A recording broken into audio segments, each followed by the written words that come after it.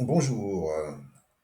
Un petit point sur les indices, le CAC, le DAX, le SP500, le Nasdaq et le Dow Jones, comme tous les week-ends. Et on commence donc par le CAC. Le CAC. La semaine dernière, quand j'ai fait mon analyse hebdomadaire, nous étions ici, sous la 200. Je vous disais qu'il fallait clôturer au-dessus de la 200 pour prétendre retourner sur les... On était donc, fallait combler ce gap, 7550 que je vous disais. Et la SMA 200, bien sûr, pour prétendre retourner sur les 7740, 7792. Ça a été fait cette semaine avec un autre gap, encore une fois. Voilà. Alors ce gap est pas comblé, pas comblé, pas comblé, pas comblé, pas comblé. Ça fait beaucoup de gap en dessous, hein. Donc, on peut s'attendre qu'à un moment, ils viennent en combler quelques-uns. Peut-être pas tous, mais quelques-uns, hein. Il faut quand même s'y attendre, hein. Ça ne peut pas monter comme ça. Mais à mon avis, là, il peut encore pousser quelques jours et aller à la Bollinger supérieure. Vous voyez, là, la Bollinger supérieure qui descend ici, là, sur ce gap-là. Voilà, il peut monter là et après peut-être redescendre, combler quelques gaps pour repartir à la hausse.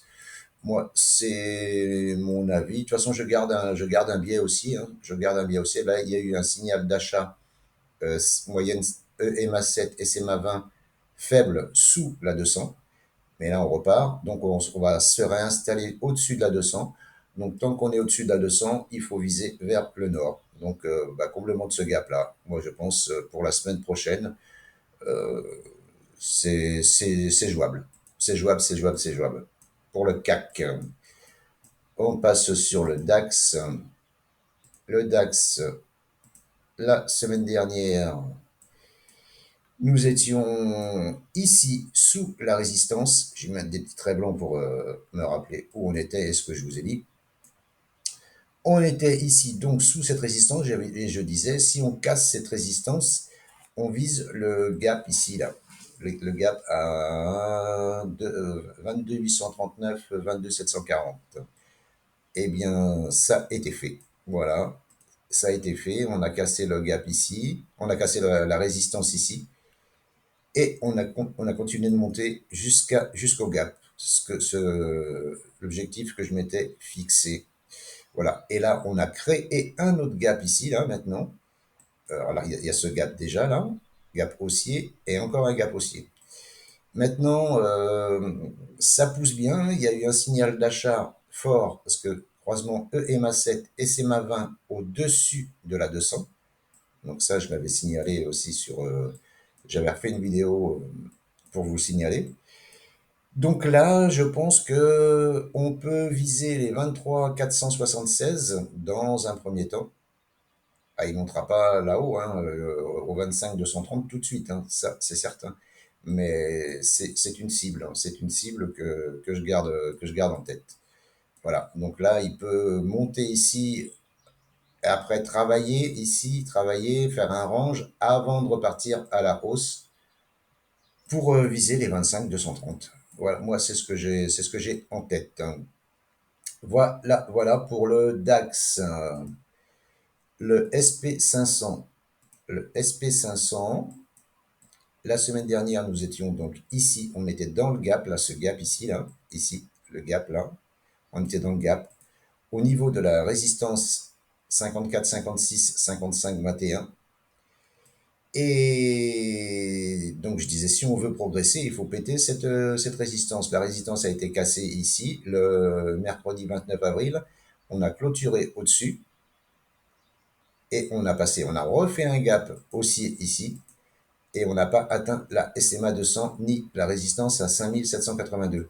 Moi, je pense que la semaine prochaine, on peut viser la SMA 200 à 5746 et je pense les 5782, ce dernier plus haut ici. Voilà. Et si on casse ce dernier plus haut, là, ça sera bon, hein.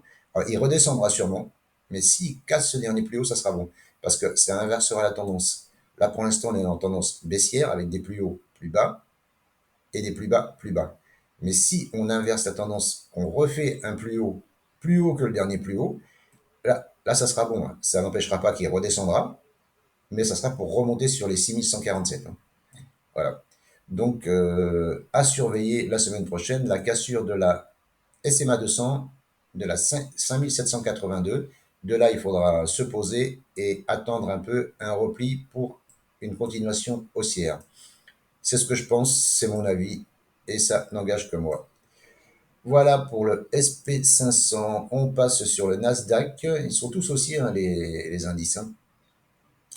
Alors, la semaine dernière, nous étions ici, on avait cassé cette résistance ici que je vous disais à 19 234.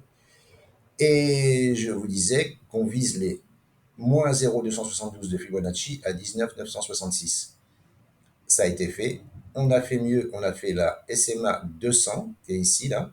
On n'a pas été à la résistance à 20 270, qui je pense va être taquinée la semaine prochaine. Pour faire quoi après? Je sais pas. Soit casser, continuer, soit être rejeté, faire un repli, peut-être venir combler ce gap, et pourquoi pas celui-là? Ça fait assez loin, hein, mais c'est envisageable, hein, c'est à garder dans un coin de la tête, hein. Mais après, quoi qu'il en soit, sur du long terme, question investissement, c'est que de l'achat. Bon, il faut reprendre la 200, cette résistance, et ensuite on verra. Donc c'est pareil, moi ce que j'aimerais bien, c'est voilà, une cassure ici, là, un repli jusqu'où, je sais pas, et après, voilà, une reprise haussière. Voilà ce que j'aimerais bien. Maintenant, qu'est-ce qu'il va faire? J'en sais rien.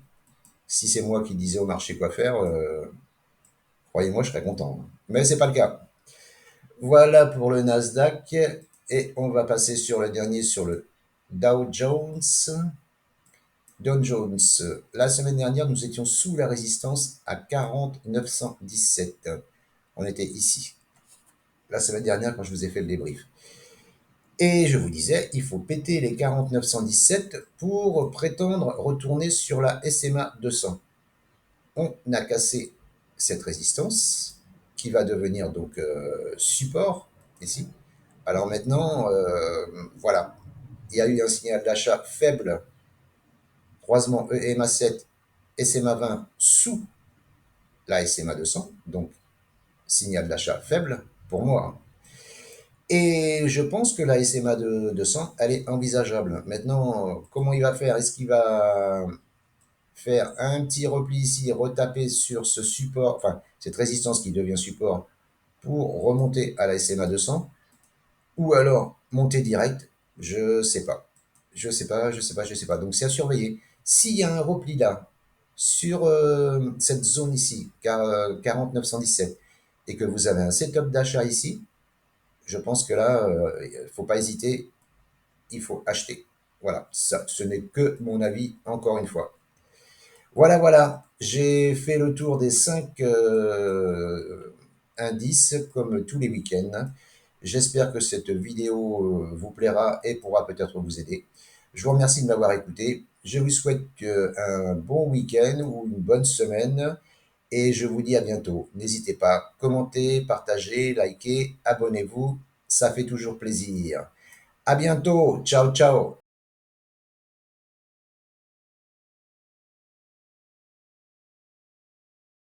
Disclaimer, avertissement légal.